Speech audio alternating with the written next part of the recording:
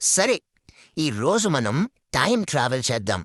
కొన్ని వేల సంవత్సరాలు వెనక్కి వెళ్ళి మన భారత ఉపఖండానికి పునాదిరాళ్లుగా నిలిచిన రెండు మహాసంస్కృతుల గురించి తెలుసుకుందాం. ఒక అద్భుతమైన కథ ఇది. ఒకప్పుడు మన భారతదేశంలో మనం పూర్తిగా మర్చిపోయిన ఒక గొప్ప నాగరికత ఉండేదంటే నమ్మగలమా? అవును, కొన్ని శతాబ్దాల పాటు ఒక అద్భుతమైన, ఎంతో అభివృద్ధి చెందిన పట్టణ ప్రపంచం మొత్తం భూమి కింద సమాధి అయిపోయింది. దాని గురించి ఎవ్వరికీ తెలీదు. కాని 1920లలో జరిగిన ఒక ఆవిష్కరణ అప్పటిదాకా మనం నమ్ముతున్న చరిత్రనే పూర్తిగా తిరగరాసింది. సో మనమిప్పుడు రెండు విభిన్నమైన యుగాల గురించి మాట్లాడుకోబోతున్నాం. రెండు మన నేలమీదే విలసిల్లినవే. ఒకటి ఎన్నో రహస్యాలతో నిండిన సింధు లోయ నాగరికత. ఆ తర్వాత దాని స్థానంలో వచ్చిన మరో శక్తివంతమైన సంస్కృతి, అదే వేదయుగం. ఒక్కసారి ఆలోచించండి. 1920లో పురావస్తు శాస్త్రవేత్తలు మామూలుగా తవ్వకాలు జరుపుతున్నారు. ఉన్నట్టుండి వాళ్లకు ఒక మహానాగరికతకు సంబంధించిన శిథిలాలు బయటపడ్డాయి. అప్పటి వరకు అందరూ ఏమనుకున్నారంటే భారతదేశంలో పట్టణ జీవితం చాలా ఆలస్యంగా మొదలైందని. కాని ఈ ఆవిష్కరణతో ఒక్కసారిగా మన చరిత్ర వేల సంవత్సరాలు వెనక్కి వెళ్ళిపోయింది. దీన్నే మన దేశపు మొట్టమొదటి పట్టణీకరణ అని పిలుస్తారు. ఈ నాగరికత బయటపడ్డాకే తెలిసింది ఆ కాలంలోనే, అంటే వేల ఏళ్ల క్రితమే, ఎంత పక్కా ప్రణాళికతో, ఎంత విస్తారంగా వ్యాపించిన సమాజం ఉండేదో. సరే, మరి మనం మర్చిపోయిన ఆ ప్రపంచం ఎలా ఉండేది? వాళ్ళ లైఫ్ స్టైల్ ఏంటి? మనకు దొరికిన ఆధారాలేం చెప్తున్నాయంటే వాళ్ళు మామూలు వాళ్ళు కాదు. వాళ్ళు గొప్ప ఇంజనీర్లు. వాళ్ళదొక ఆర్గనైజ్డ్ సొసైటీ. అంతేకాదు, సుదూర దేశాలతో వ్యాపారం కూడా చేసేవాళ్ళని స్పష్టంగా తెలుస్తుంది. ఈ విషయాలు చూస్తే వాళ్ళ ఆర్గనైజేషన్ లెవెల్స్ ఏంటో అర్థమవుతుంది. చూడండి, హరప్పా, మొహంజోదారో లాంటి నగరాలు ఎంత పర్ఫెక్ట్ ప్లానింగ్తో కట్టారో. గ్రిడ్ పద్ధతిలో రోడ్లు, అండర్ గ్రౌండ్ డ్రైనేజ్ సిస్టమ్స్ ఆ కాలంలోనే. ఇవి కేవలం చిన్న చిన్న ఊళ్ళు కాదు, అత్యద్భుతమైన ఇంజనీరింగ్తో కట్టిన పెద్ద పెద్ద అర్బన్ సెంటర్స్. ఇన్ని గొప్ప గొప్ప నిర్మాణాలు చేశారు. ఇంత అద్భుతమైన జీవితం గడిపారు. అన్నీ మనకు కనిపిస్తున్నాయి. కానీ ఇక్కడే అసలు మిస్టరీ మొదలవుతుంది. వాళ్ళు రాసుకున్న లిపి, దాన్ని ఇప్పటికీ ఎవ్వరూ చదవలేకపోయారు. అంటే వాళ్ళ ఆలోచనలు, వాళ్ళ నమ్మకాలు, వాళ్ళ కథలు అన్నీ ఆ లిపితో పాటే మనకు అంతు చిక్కని రహస్యంగా మిగిలిపోయాయి. అయితే కాలము ఎప్పుడూ ఒకేలా ఉండదు కదా. క్రీస్తు పూర్వం 1900 నాటికి ఆ మహానగరాల వైభవం క్రమంగా మసకబారింది. అవి ఎందుకు అంతరించిపోయాయో ఇప్పటికీ ఒక మిస్టరీనే.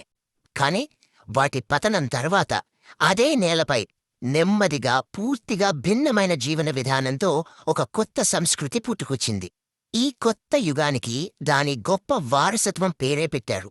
అదే వేదయుగం. అసలు వేదమంటే ఏంటి? సంస్కృతంలో జ్ఞానం అని అర్థం.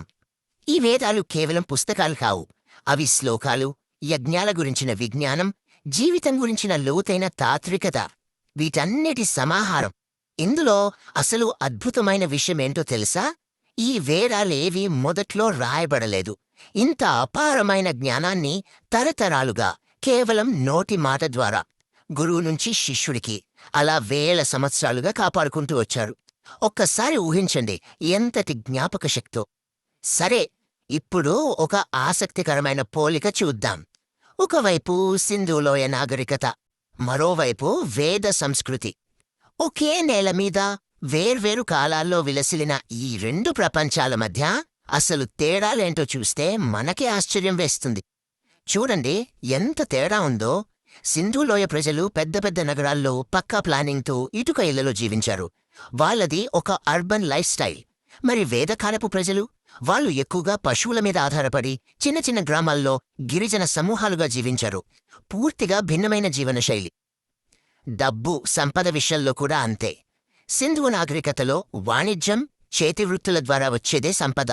కాని వేదకాలానికొచ్చేసరికి సంపదకు కొలమానం పశువులు, ముఖ్యంగా ఆవులు.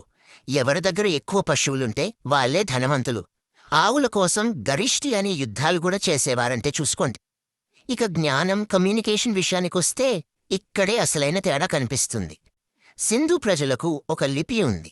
కాని అది ఏంటో మనకు అర్థం కావట్లేదు. అంటే వాళ్ల జ్ఞానం కాలంతో పాటే మాయమైపోయింది.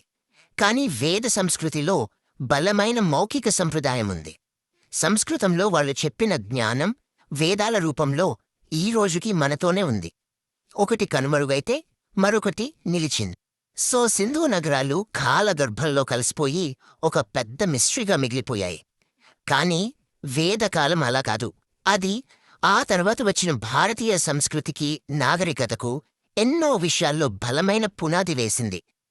ఈ వేదయుగం మనకు అందించిన వారసత్వం చాలా పెద్దది. పవిత్రమైన వేద గ్రంథాలు, సంస్కృత భాష, ప్రకృతి దేవతల ఆరాధన, అంతేకాదు ఉపనిషత్తుల్లోని గొప్ప తాత్విక ఆలోచనలు ఇవన్నీ ఆ కాలం నుంచే వచ్చాయి. ఇక వర్ణ వ్యవస్థ మూలాలు కూడా ఇక్కడే కనిపిస్తాయి. ఋగ్వేదంలో దీని ప్రస్తావన ఉన్నా ఆ తరువాతి కాలంలో ఇది మరింత పటిష్టంగా మారింది. మొత్తం విన్నాం కదా. కాని ఇప్పుడు మన ముందు ఒక పెద్ద ప్రశ్న మిగిలిపోయింది. ఇంత విభిన్నంగా ఉన్న ఈ రెండు నాగరికతల మధ్య అసలు సంబంధమేంటి? ఒకదాని తర్వాత ఒకటి వచ్చాయి సరే, కాని సింధు నాగరికత ప్రజలే వేద సంస్కృతిని నిర్మించారా, లేక వాళ్ళు వేరు వీళ్ళు వేరా? ఇది చరిత్రకారుణ్ణి ఇప్పటికీ తొలిచేస్తున్న ఒక పెద్ద ప్రశ్న. దీనికి సమాధానం దొరికిన రోజు మన చరిత్రలో మరో కొత్త అధ్యాయం మొదలవుతుంది.